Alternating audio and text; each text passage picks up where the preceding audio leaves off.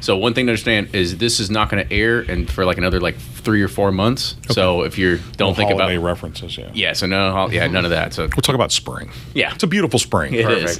It is about. It's about. With my luck, it'll be a shitty spring, and they'll be like, "What are you talking about?" Forever.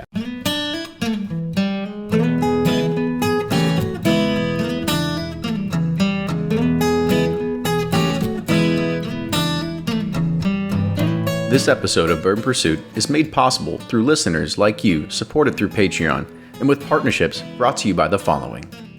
Sterling Cut Glass is the official whiskey and tasting glass supplier to distilleries across the country and is also the official glassware of Bourbon Pursuit.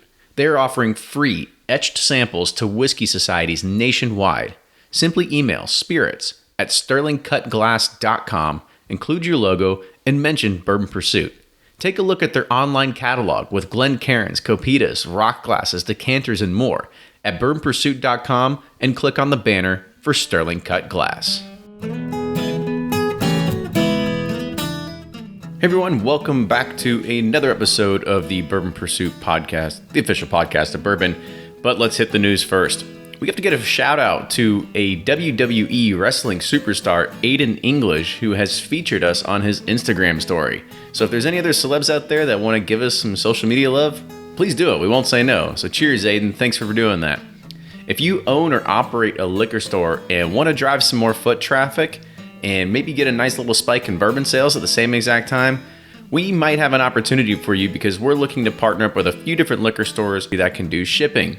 Send us an email, theduo, THEDUO, @bourbonpursuit.com, and let's see if we can find a great partnership and make that happen.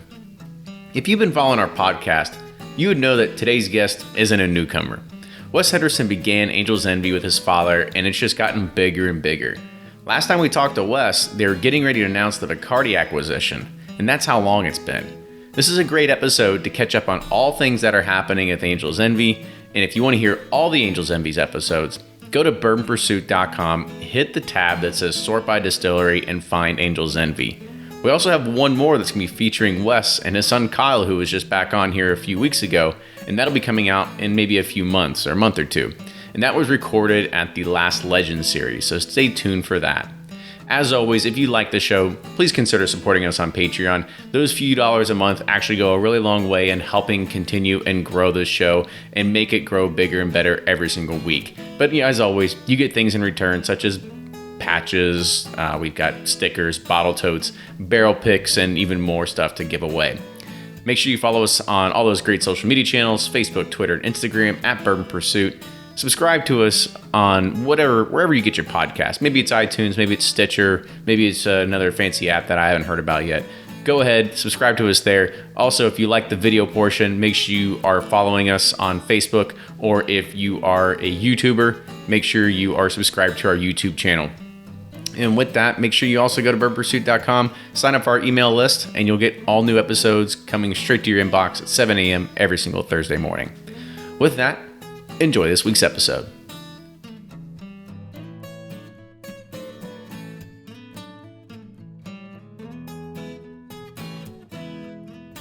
Welcome back to the episode of the Bourbon Pursuit Podcast, the official podcast of Bourbon. Kenny and Ryan here today, going back to a previous guest that we had in the single-digit mark. It's been a while since we talked to our guest today. That was back when we sucked. It really was. It was shitty audio. We didn't know what the hell we were doing. So you're trying to say you guys don't suck now? Is that right? We suck less. Suck less. Yeah, that's something to strive for. Yeah, it really is. I mean, it was funny because I was listening to them and I was just like, Jesus, are those the questions that we asked them? It was like we got in front of somebody that's in the industry and really built this brand with his father, and we asked him all these stupid questions. We definitely the fake it till you make it. We faked it. You guys have come a long way. It's all good. Yeah, thanks. Appreciate that. So let's go ahead. You've heard his voice. Let's go ahead and introduce him. So today we have, I don't even know if he still goes by this, the Chief Innovation Officer at Angel's Envy, Wes Henderson. So Wes, welcome back to the show. Good to be here, guys. Thanks for inviting me. So do you still go by the Innovation Officer? I just answer, to Wes, or when my wife calls me or whatever. I guess that's my technical title, co-founder and Chief Innovation Officer. So if you look at my business cards, that's what's on it. But nice. Like everybody else around here, we'll do anything we need to do to get shit. Can I say that? Yeah, Yeah, absolutely. That's right. We're on the. We have explicit BU. parental guidance. we have a delay here. Yeah, right. BUS. We just get stuff done. There you at go. the end of the day, we get stuff done. Nice. I like it. So you were back on episode 6, right? So that was a long time ago because this is airing somewhere around the 150-ish episode, it's right? 3 years ago, Yeah, probably. it was. It was March of 2015. So for people that haven't gone back, let's give everybody a recap of who you are, how you got into this, the origins of Angel's Envy, so on. It's a great story. The story keeps getting written, every day as we continue to experience this amazing thing that's happening in bourbon now. But, just in a nutshell, a lot of people that are into the bourbon industry will know my father, Lincoln Henderson, and Dad was a master distiller, Brown-Forman, for about 40 years. And at Brown-Forman, Dad created Woodford Reserve, Gentleman Jack, Jack Daniel's Single Barrel, and a bunch of other amazing products. And I worked in the industry as well, but left the industry. Dad retired from Brown-Forman. I started Angel's Envy and brought Dad out of retirement. And, went to him one morning and said, Dad, do you want to do this? And he said, sure. And we started doing it. But really, we had no clue how we were going to get there. We didn't really have the money set aside. We didn't know anything about how it was going to happen, but we just decided it was going to happen back then. So You just knew you wanted the world's sexiest bourbon bottle on the shelf. I don't even know if we knew that. I mean, we just knew that we wanted to do a project together as a family. That's really was the driving force behind it. I've got 6 boys. As my oldest 2 work for me now. So to be able to have them work with my dad, and of course her grandfather, was something that they were really excited to have the opportunity to do. So, it started out as a family thing. And, I really think, I know it's kind of a long-winded answer, but, my dad was an 8-year melanoma survivor. And I really think in the back of Dad's head, as he got older, there might have been a thought that melanoma would come back at some point in time. And it did. So I think in the back of Dad's head, he said, okay, let's try to do one more thing here, before I decide to move on to the next world.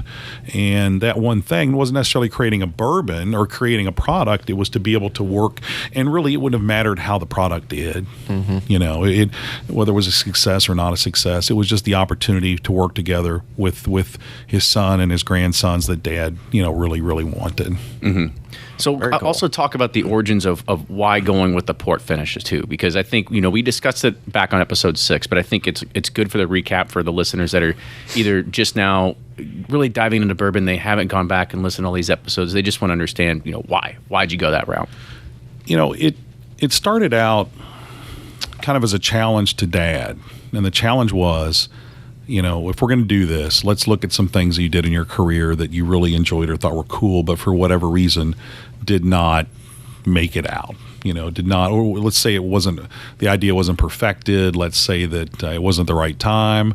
And really, for a lot of his things, looking back at a lot of his innovations, a lot of it it's not that it wasn't good stuff. It just wasn't at the right time. So, but we kept coming back to secondary barrel finishes as something that Dad really enjoyed doing. And Brown-Forman owned Glenmorangie for years. So Dad was familiar with that, with Glenmorangie and single malt scotches.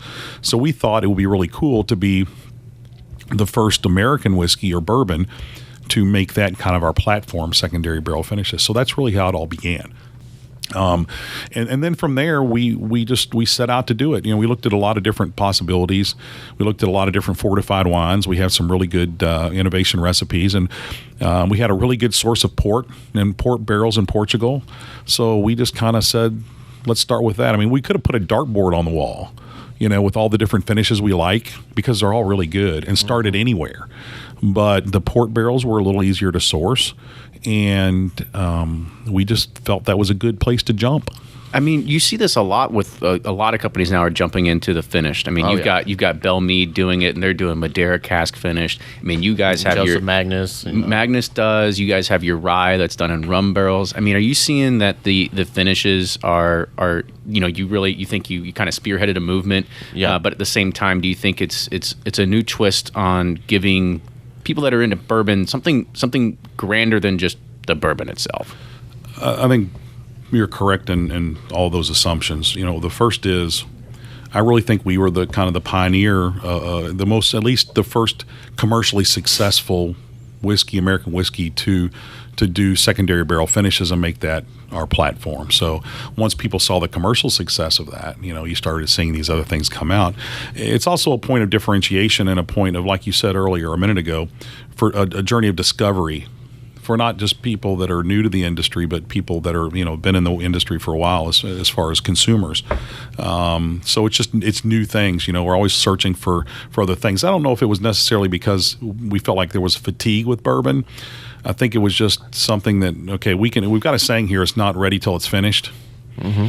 And we just kind of say we're taking bourbon, which is already amazing as it is, and just adding another step to it and kind of putting our stamp on it. So I believe that there is that appetite from consumers to have new things. That's part of it. Do you think eventually it will become a category, or should become a category?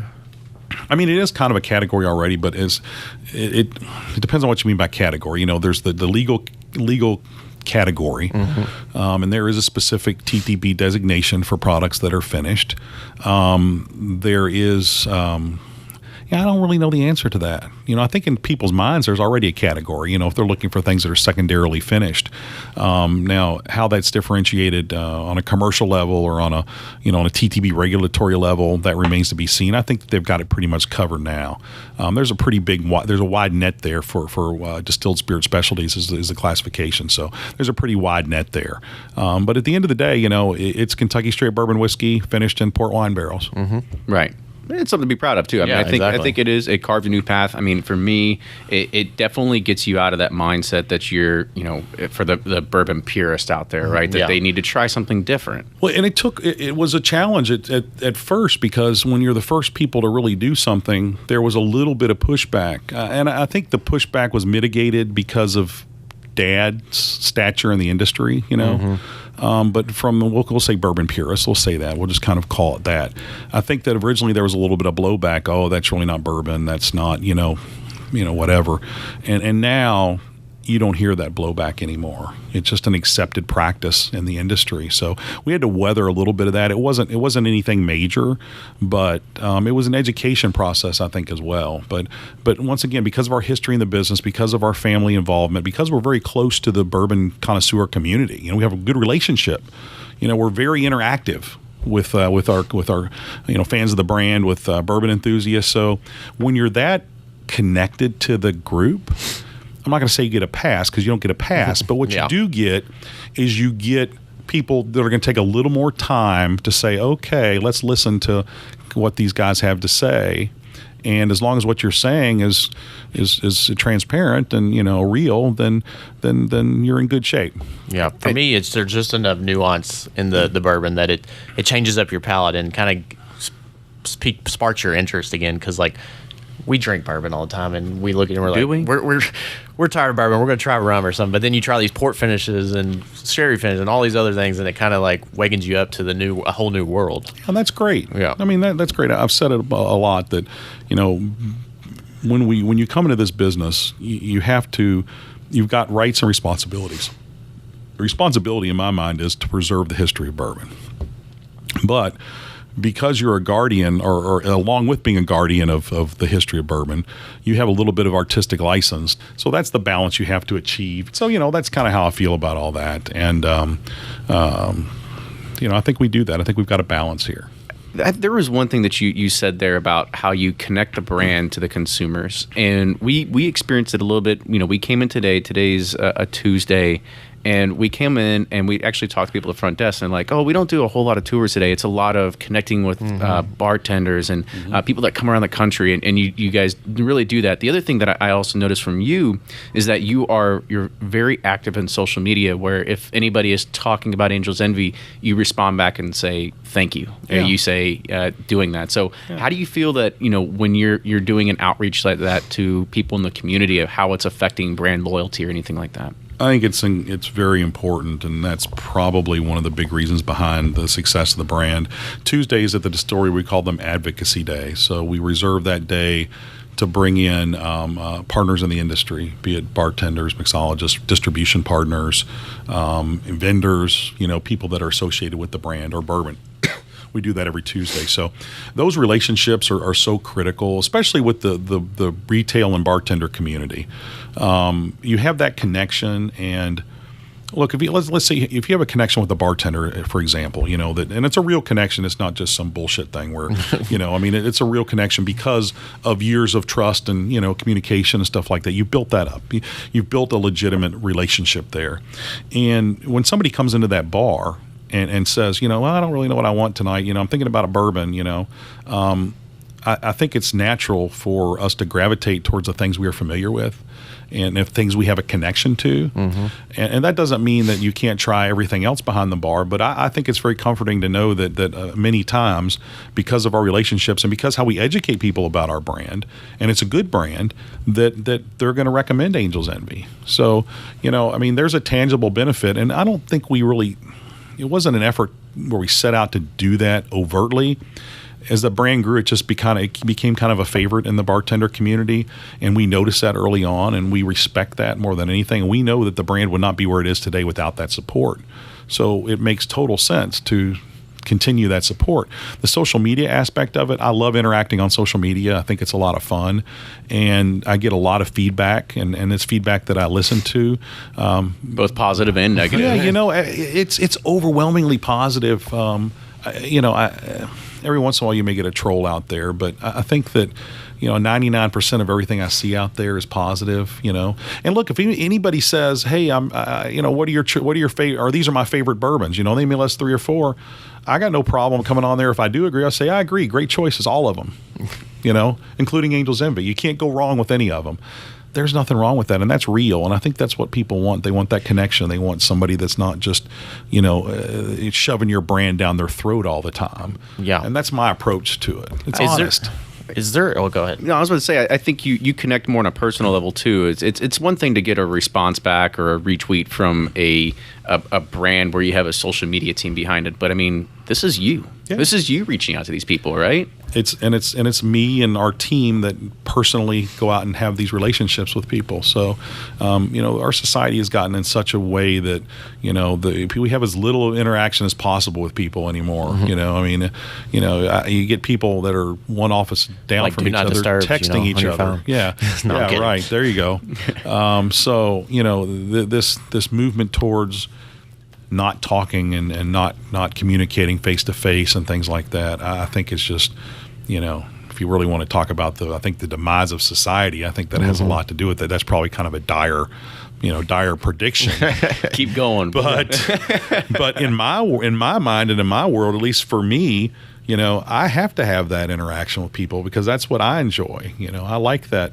I like those friendships and relationships, and I've got them all over the world now, which makes it. And I'll tell you another thing too. And you guys are used to me by now. I have long-winded answers to all your questions. That's perfect as a host. It's called. And when I was in radio, we called them bathroom songs. Yeah. Like Leonard Skinner, Freebird, the live version was like 8 minutes long. So that's when you put that record on if you needed to go pee or something. So yeah, I'm giving you guys could step out and I could keep talking. Keep going. But guys, through all that, I forgot just what I was talking about. Oh my gosh, what are we? The demise of society with their phones, right? All that stuff. Okay, screen times. Well, that's probably all that needs to be said about that. Yeah, but well, no, it is interesting because I'm in business too, and we're finding that marketing to millennials is so much different than because our audience is pretty much similar to yours. Like our customer is 30 all the way up to 80, so it's like how do you connect the brand to that wide of a demographic? People ask, well, what's your demographic for bourbon? And 10 or 15 years ago it was pretty easily discernible. It was typically a white male, 40 years or older, as a general rule.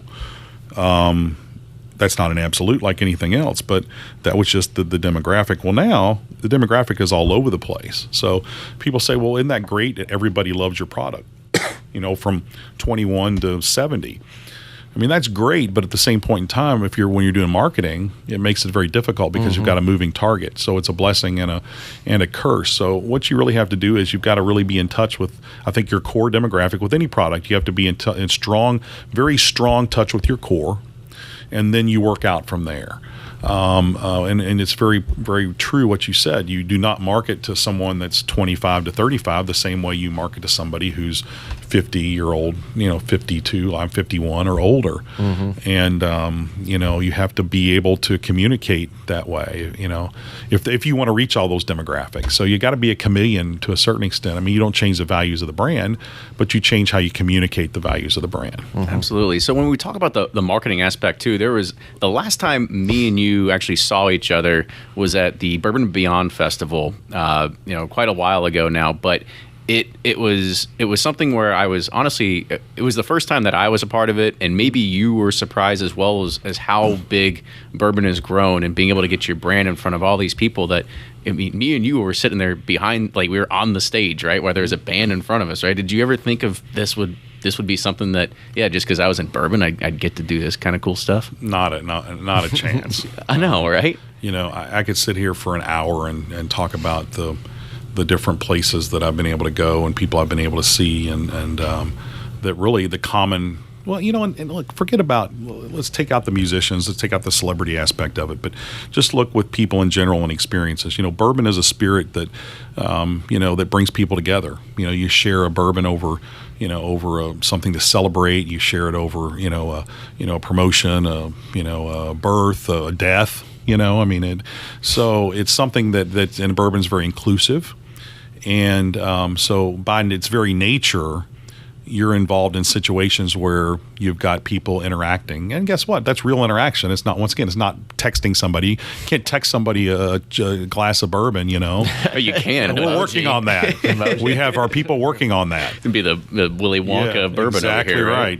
It's a great business model, and if I can pull it off, I will finally be deemed a genius. Do you like my cup there, my pink cup? Yeah. Everybody's made fun of me because of that cup. I'm like, that's okay. So, you said you didn't want to talk about celebrities that are part of this, but at some point, you get the opportunity to rub shoulders with a few of them. I mean, I kind of see you being almost secret best friends with Laura Bell Buddy on Twitter every once in a while, right? So you're connecting with a lot of these people that are talking about your brand at a very not even a macro level, right? It's very high. Laura is a really super amazing woman. Broadway. She's an actress and country music singer. And we connect. She's a Kentucky girl, and we connected. She was doing a skit for some Southern women. This little skit that they do. This little Twitter group they have, and on the skit they were drinking Angel's Envy. All these women were and she was part of that, and it was really cool. So that's kind of how we met, and. And it's very nice when one of these folks that has a lot of followers on Twitter, they're very kind to tweet out something about the brand, and they don't have to do it. There are people paying celebrities to tweet and things like that. But we would never do that. It's very organic, and so those friendships are very important to me, and they transcend just the and we had a presence at Laura's wedding, which was really cool. They took a drink of bourbon on the altar.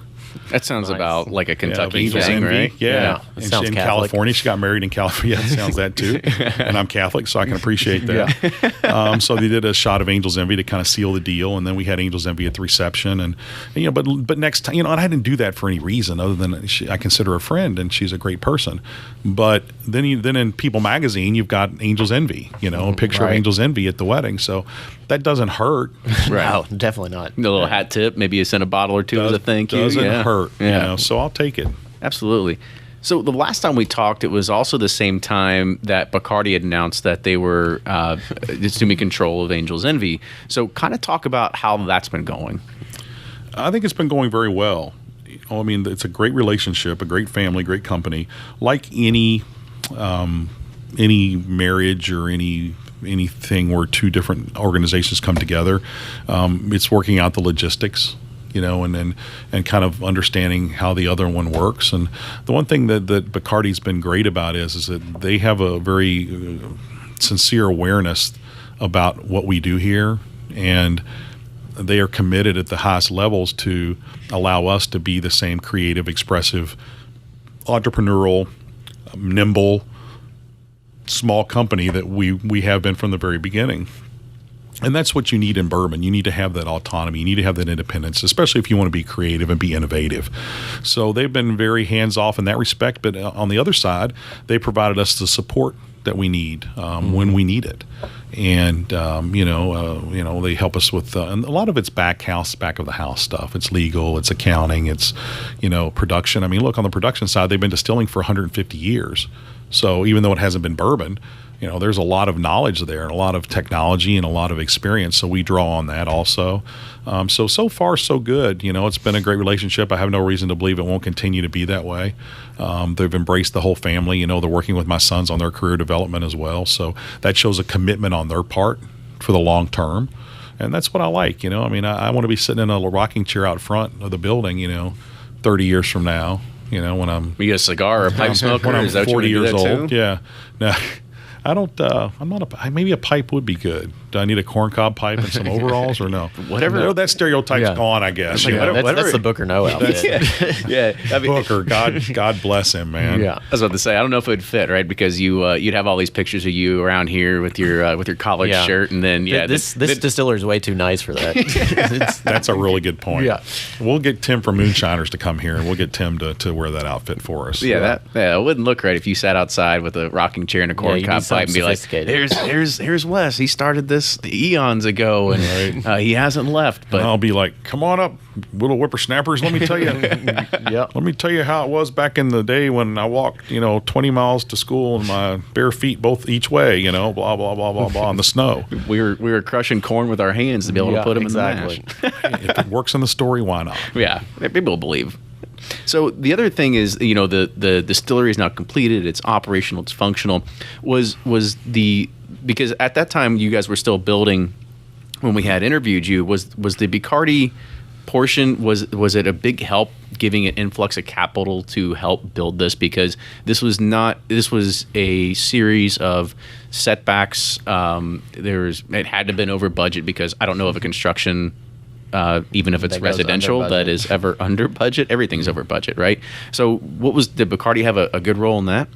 Yeah, and the brands evolve. So when the brand evolves, your needs evolve, and from the production side as well as the other infrastructure. So it was kind of a natural progression. But, we would have, when we did the acquisition, we didn't have any debt back then. We were debt free, but we were going to take on debt to build the distillery.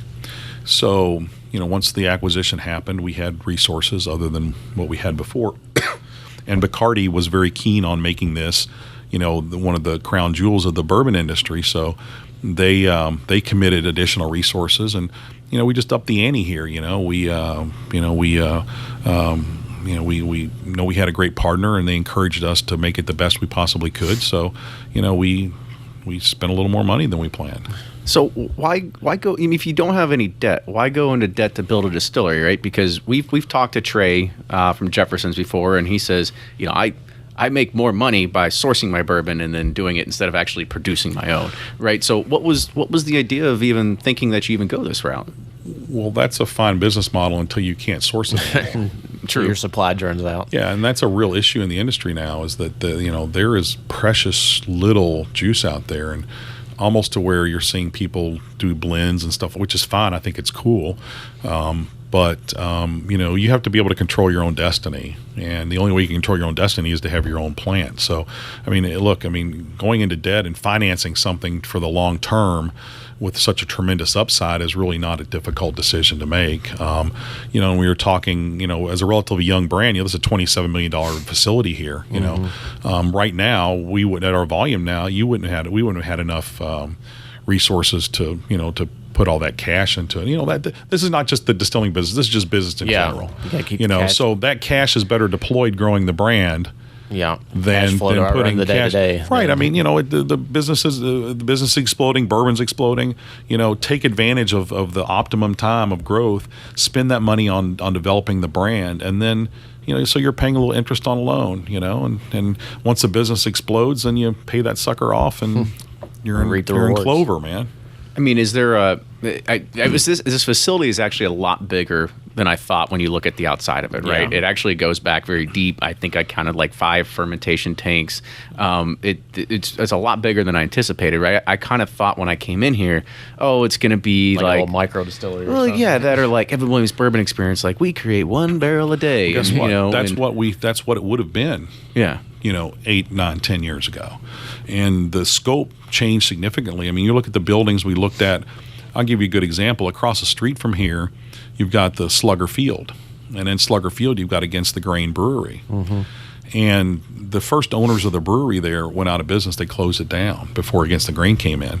I was in there looking at that equipment because I knew, okay, I had fermenters there. I had a lot of other equipment. I could pop a still in there, and we could do a little craft distillery right there in that building. Mm-hmm. And that's not a very big building. No, it's not. Then we looked at other stuff, and then when we finally made the decision that we wanted to be downtown, and that evolved as well. We looked at the old Taylor property. Looked at it hard. I fell in love with that property. I thought Everybody it was so has. sexy. Yeah. But it's a money pit. And the other thing I was thinking about, okay, so we knew that Woodford had 150,000 visitors, for example. So we knew, and plus it's out in the middle of nowhere, right? Right. So we knew that No, Millville's a big town. At least, right, Millville. Right. Good old Millville. So we knew that 150,000 people come to see Woodford. So our guess was that if they're going to come see Woodford, they probably come and see us. So that's 150,000 people. But being downtown Louisville on Main Street, that changes that the exponentially. So, and then I started thinking about the history of bourbon and how urban bourbon, the history of urban bourbon kind of got jacked. That's a phrase I like to use. Mm-hmm. And taken out to the rural areas, because there was so much going on in downtown in the history of bourbon, but it just went away. So I thought it would be really cool to go back to the urban bourbon roots. So then it all kind of came together at that point in time. So we decided, okay, we're going to go downtown. The issue there was where we were going to find a place downtown. This spot on Main Street is the only place on Main Street in Louisville you could have done what we did. Right. Because of the egress, we've got places we can bring trucks in. We've got, you can't put a distillery, down in Main Street, like around 3rd and Main, where you've got these teeny buildings, with small alleys. You can't bring semi trucks and things like that in there. So this was the perfect spot to do what we did. And so you talked about tremendous upside, and what kind of risks did you think were going to be involved with making the gamble too? Because I mean, don't get me wrong, like I would assume that the amount of time and the amount of money that you're paying in property and real estate taxes here in downtown Louisville doesn't compare to Millville, right? Right.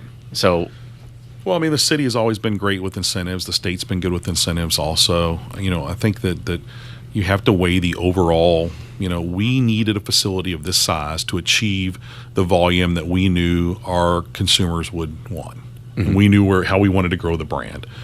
So once you start to do that, once you say, okay, this is what we can be, you just work back from that to figure out what you need to build to get there.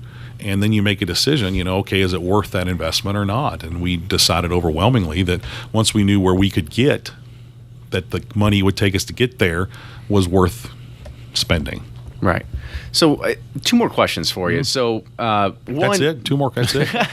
Well, we can keep going. I'm the king of the long-winded answer, aren't I? Well, then good. Then we're going to keep going. Then we have 1 question left. So the we talked about acquisitions of Bacardi taking over Angel's Envy, High West by Constellation. Mm-hmm. So and you weren't a small brand back then either, right? Like you were pretty substantial, but it's helped grown. And do you kind of see the future of these big behemoth companies acquiring more and more and more of brands that were about your size at the time? This episode of Bourbon Pursuit is made possible through listeners like you, supported through Patreon, and with partnerships brought to you by the following. Sterling Cut Glass is the official whiskey and tasting glass supplier to distilleries across the country and is also the official glassware of Bourbon Pursuit. Sterling has contracted with the finest European crystal factories to bring the best quality glassware into their Kentucky warehouse and production facility. If you've been following us on social media, you'll see how their deep etched glassware is truly the best in the industry. I know because I searched up and down the internet to find out who was the best. Come to find out, Sterling Cut Glass supplies almost all the distilleries on the Bourbon Trail, and they're also the official glassware of the PGA Tournament and the Kentucky Derby. Make your logo shine on Capita nosing glasses, Glencairns, neat tasters, rocks, tumblers, and more. They're offering free etched samples to whiskey societies nationwide. Simply email spirits@sterlingcutglass.com, include your logo, and mention Bourbon Pursuit. Take a look at their online catalog by going to bourbonpursuit.com and clicking on the banner for Sterling Cut Glass. We talked about, you talked about acquisitions of, Bacardi taking over Angel's Envy, High West by Constellation. So, and you weren't a small brand back then either, right? Like you were pretty substantial, but it's helped grown. And do you kind of see the future of these big behemoth companies acquiring more and more and more of brands that were about your size at the time, or a lot of craft or micro or stuff like that? Everybody wants to do that. You have to draw a lot of parallels from the craft beer movement, how that's panned out. And I'd say we're about 10 years behind the craft movement. So when you look at that, the parallels there, I think there will be companies looking for some, but there's not a lot of them out there. When you look at the commercial success of these brands, we were, our size was sufficient enough to where we were an attractive acquisition. If you look at, and so was High West, but when you look at volume of some of these craft guys, I don't know where you go to get the next kind of volume leaders. Can you think of, okay, well, even Allo is really small and they got purchased, That was an outlier. Yeah. I think that was Stoli just wanting to get into the business, and that brand was kind of an anomaly. But you're also dealing with, it was a source product. So, but Stoli's going to put a significant investment into that brand. So, that's great. So where we're going from here, I'm really not sure. All of your, let's say the bigs, let's call them the bigs, your big producers. I think they realize that they're really good at running brands and taking brands at higher volume. By nature, big companies are not the best innovators in the world, and they're not good at creating new brands. So they've looked to the small entrepreneurs and the craft guys to do that, and then they can take them to the next level. The challenge is, when you take them to the next level, how do you keep from screwing them up? You take an entrepreneurial style of doing things, and you have a certain mindset, a certain turning a major company is like trying to steer an aircraft carrier. Okay, right. You don't turn it on a dime. I think we're more like a PT boat. We're a maybe a bass boat. I don't know what it is, bass tractor. But we're fast. So the challenge in one of these these acquisitions is to find a brand that has some footing, that you can grow. But the big challenge is assimilating that into the bigger company. And another good example of that is Makers. I talk to Bill Samuels all the time about this, about the acquisition of Makers and how he dealt with that, and how they, how the larger companies navigated that. And fortunately for us, it's worked out very well. But I know of at least one brand that it didn't work well. I'm not going to name it, but that's where we'll see how High West works out. I love David Perkins. I hope David stays involved in that brand, because he's really the lifeblood of the brand. Hopefully they won't screw that up, but we'll see. And then there's one common theme between you and High West, Kentucky Al, is that you all start as NDPs, right? You have a volume of sourcing, and you weren't necessarily distilling and putting out your own product. And you don't see a whole lot of that craft movement of people that are putting out their own product, are the ones actually getting acquired right now. Do you think it's because it is a quick grab of these big companies that say, like, okay, these people put out a good quality product at a great price point, and we can help grow that to a bigger significant than what it is now, versus, all right, well, we got to take this product that's aged 6 months, 2 years, whatever it is, and figure out what to do with it? Yeah. I think that's a fair statement. There's some great creative stuff going on with your small craft guys. I think that one of the issues with some of those products is that they're great products, but and it's all financial. There's a push them to market. If you're a guy, an entrepreneur that spent $3 or $4 million building a distillery, and you don't, and that's your only thing, and to to have to sit on that for 4 to 6 years if you're doing an aged product, that's a difficult proposition. So you're going to make other things. You're going to make gins. You're going to make vodkas, other things. Or you may be inclined to release whiskeys before they're really the best they can be. And I don't necessarily know if that's good for the industry or not. And like I said, a lot of these guys, the stuff that they release now that may not be so good right now ends up being fantastic, 2 or 3 or 4 years later. So, but it's hard because they put it on the shelf and at a high price point, and and then you kind of get ingrained in your mind that that's not a good product. Yeah, that's where it's tough. When I see a product on any product on the market, it doesn't have to be a spirit that has this that first impression. Super premium price point, and then you have to look at differentiation. So why would I spend twice as much on that product if I know the product is, let's say age is the most important, and it's not. But why would I buy that product that's been aged, 6 months as opposed to this one that's been aged 6 years? And there's got to be a compelling reason for somebody to, and there may be a compelling reason. I mean, the story may be so compelling. There's something about the bottle may be have gold bars in it, whatever. You know what I'm saying? There may be some reason. I like gold bars. Yeah, it may be a heavy bottle, but there has to be something there, and craft guys are good at telling those stories. They're good at, they're working from the heart, and people that resonates with people. So, and being an NDP or being someone that's utilized source product, that's a little more difficult, I believe. People think that, especially if you're doing the blending yourself, the art is in the blending, And, we had the experience in the industry. We were able to source product at the very beginning to our specifications, but we were able to take it, age it the way we wanted to age it, blend it, bottle it, do everything, finish it ourselves. And that's something that a lot of these smaller craft guys don't have the experience. Not an opportunity now for them? I think there is opportunity. I think the window is not as large as it was before. And I do believe, at some point in time, shelf space will be a consideration. There are a lot of new brands out there, and they're all fighting for shelf space. And if you're a really small guy and distributor focus, with all these brands, getting a distributor to focus on your brand is increasingly difficult. Yeah. So, there may be a shakeout. Do you think an NDP now could do what you all did, 5-6 years ago? Probably not. Yeah. Well, not with Kentucky bourbon whiskey right now. Yeah. Because the market is so tight. Distillers for 100 years have been selling product to each other, selling bourbon back and forth.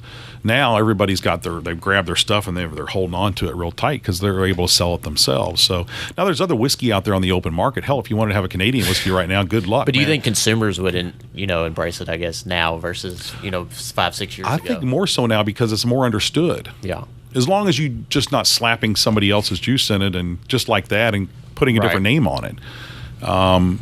It's more widely accepted. Just like the notion of finishing is more accepted than it was, and it's accepted from the people who are transparent about what they're doing.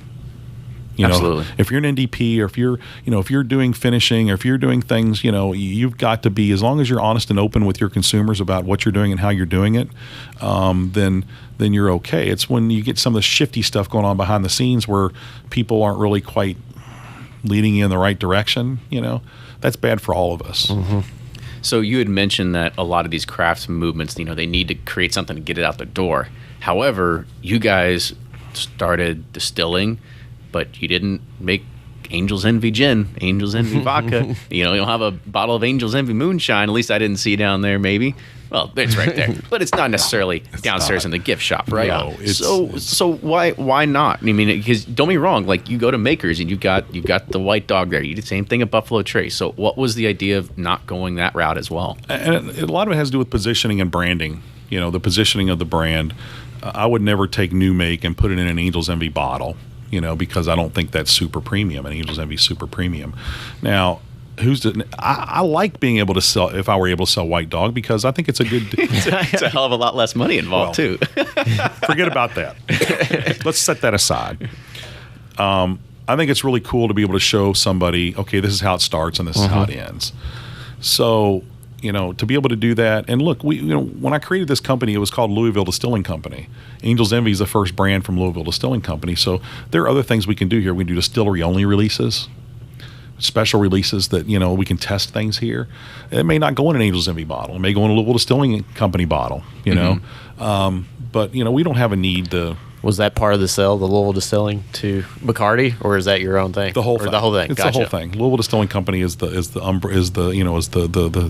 umbrella company, and then Angel's Envy is the first brand from Louisville Gotcha. Distilling Company. So in the gift shop, look, if you go down and see the gift shop, it is the same super premium feel that we have with the brand. Oh yeah. So We walked in, I was like blown away. We're not selling souvenir spoons down there, and all that stuff. We're selling things that are people want, and we've got the average spend there is really, be surprised, is really high per person, and it's not, and we're not ripping people's heads off on pricing. So we may add a few more things to it, but anything we add is going to be on brand. Mm-hmm. It was funny because we did walk in and we were like, "This is easily the cleanest distillery we've ever walked I was like, through." most places are dumb. Other people say that, and I think that we have one of the nicest distilleries on the Bourbon Trail. I'm fans of all of them, so don't get me wrong. You did have the advantage of being able to remodel and start from scratch, so it's Yeah, look, and the design was very progressive, yet it honored the history of the building, which was built in 1902. It's definitely got like an urban, like you said, urban bourbon feel versus more rural kind of rustic feel. So it's definitely something different and awesome. We embrace that. Yeah. That's the route we decided to go. So the last thing that we'll kind of roll into here is that you had mentioned that blending is tough, and we've done it before on the show. We've had the ability to try to. I've talked to a few other bloggers, and they've tried to create their own blends of stuff. I know of another person out of Cincinnati that creates his own blends, and it's not easy to do. So talk about the process of the blending of Angel's Envy to get it to the consistent state of where it is, and whether it's maybe you just figured out the mathematical formula to say it's from this warehouse, sourced from this place and this age, and we dump it, and then hooray, it all just happens to work. Well, I can tell you that nobody in the industry has a mathematical formula to do that. It's just not possible. There are too many ranges of taste profiles for barrels. But what you do have to be is you have to be very in tune with your taste profile. You have to be able to evaluate it as you go along. And if you're doing a blend, let's say you're doing a 500-gallon blend of, let's say you've got your 10 barrels, you're getting ready to do. Those 10 barrels that you pick have to eventually, when you put them together, have to match your taste profile. So you may have to go 5 barrels into that blend and taste it and say, okay, here we are. This is where we are now. This is where we want to be. But guess what? The challenge is to find barrels that are going to get you where you need to be. So there's an artistry to it. I think it's like making barrels, like a cooper. You've seen coopers before. How they've got to get the staves. By the end of they're picking different sizes of staves to get them all together to where it works. Very similar type of philosophy. So that's in Scotland and other places, the blender is definitely the most recognizable person. In the United States, for some reason, the master distiller has been the one. But also with bourbon, usually the master distiller can also be doing the blending as well. Mm-hmm. But here, we've got more than one person doing the distilling. My son Andrew's a distiller. Andrew's worked in processing and so on and so forth as well. Kyle's the production manager, so he oversees all that. So we've got more than one person who is doing those things, who's doing blending. We have a team that does sensory now as well. We've taught other people where it was just the family originally, to do sensory on the samples. We have a team we've trained to do that. So as you get bigger, you have to kind of make some adjustments in how you do things. But the same principles of how we do things remain the same. And how has the business grown since the opening of the new distillery? New head count, everything. Yeah, I'd say we probably have a little over 100 employees nationwide now. Wow. 40 or 50 or so here.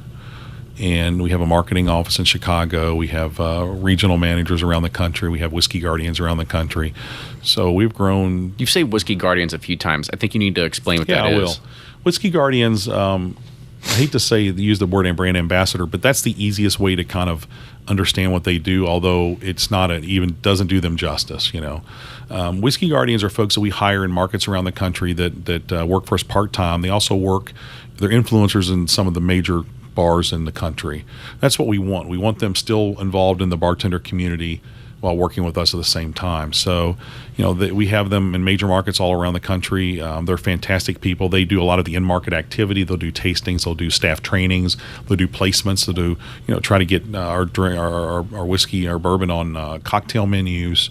So they're a huge part of what we do here, and another one of the big reasons the brand has been successful is because of that. They're evangelists of the brand, and they're so well connected. Yeah, you always need those people. Yeah. And so the last question we'll round this out with is, as an innovation officer, we had mentioned we dug into marketing a little bit, but how are you getting your brand into the hands of more consumers every single day?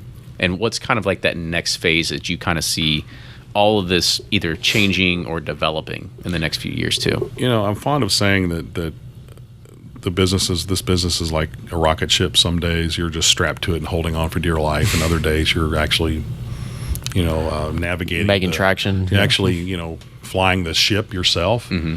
And when you're part of an acquisition of a larger company, there's a lot of integration that you do, and that took us about a year really to get. So I think during the last couple of years, we've been growing the brand.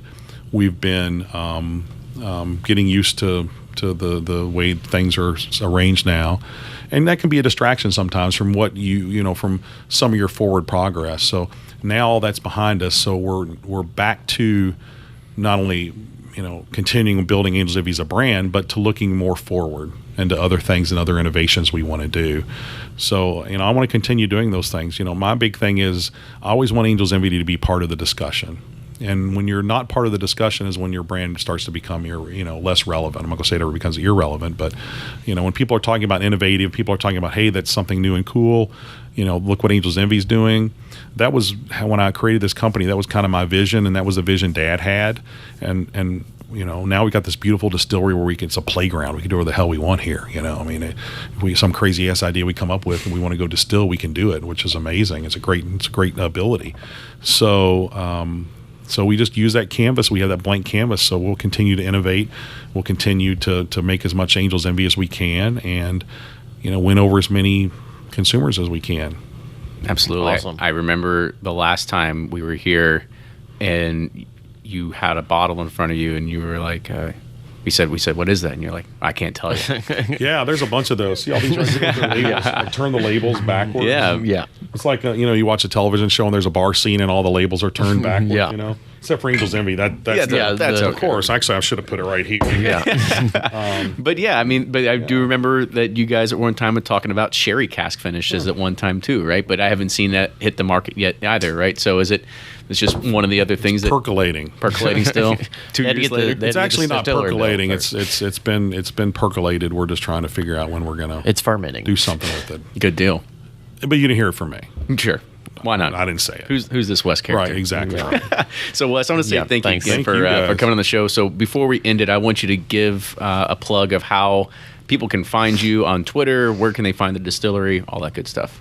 Where can you find me? I'd prefer that to be found on a raft in my pool. Yeah, that's the best. And I do a lot of social media from that if I can get away with it. If I can get away from work, I'm on Twitter at KY Bourbon Maker, as well as Instagram. That's the same thing, and reach out. I'll answer any questions you have, and we'll come and see the distillery. That's always a lot of fun. You have to book online. Our tours are usually sold out for 2 or 3 weeks ahead of time, and a lot of times you'll see me here. So come down and see me here. That's another way to connect. Just go and say I listen to Wes on Bourbon Pursuit. I need to shake the man's hand. Yeah, there you go. Tell me that you heard this on Bourbon Pursuit, and we'll have to give them a little something special. I don't know what it is, but like those ads on the radio. But but look, guys, I think it's fantastic what you all have done, and to have people that interested in what we do is a blessing. Yeah, and I love it that you all have a passion that you're growing and continuing to nurture, which is what I did with this business. So I'm a big fan of that type of stuff. So awesome. Now we just need Bacardi to become the Bacardi Bourbon Pursuit, right? There you go. Right. Look, that you never know, man. You never know. Then we'll talk about Angels Envy all the time. Yeah, exactly. Every week. I like your shirt. I'd be more than happy to wear one. Thank you. I appreciate it. It wouldn't just be a shirt. We'd probably have it tattooed on your forehead. We'd probably, we would be a very prominently displayed branding. I like it. Yeah. But Wes, I'm going to say thank you again. Make sure you follow Wes at Kentucky Bourbon Maker and all those great social media channels. Follow us as well at Facebook, Twitter, and Instagram. You can also make sure you give us reviews on iTunes and subscribe on iTunes. Those reviews really help grow the show. It helps spread the word. People they always want to subscribe to something where they see a lot of good reviews. So really, the reviews do help. So please do that. And if you do like the show, support us on Patreon, patreon.com/Bourbon Pursuit. And just take some cash. If you really like the guys, put a couple $100 in an envelope and send it to the guys. Oh yeah, we like that too. That's always that. We like cash. Yeah. If, a friend of mine used to say, well, if you, do you really like me? And they're like, how much do you like me? Exactly. Show me how much you like me. Right. Great guys. Thank you. No, appreciate it. Man, this place is beautiful and big upgrade from when we first recorded. So it's an inspiring story, and I'm excited to see it grow. So appreciate the time. And if you have any show suggestions, comments, feedback, please let us know. We love hearing from you all and getting ideas. And we'll see you next time.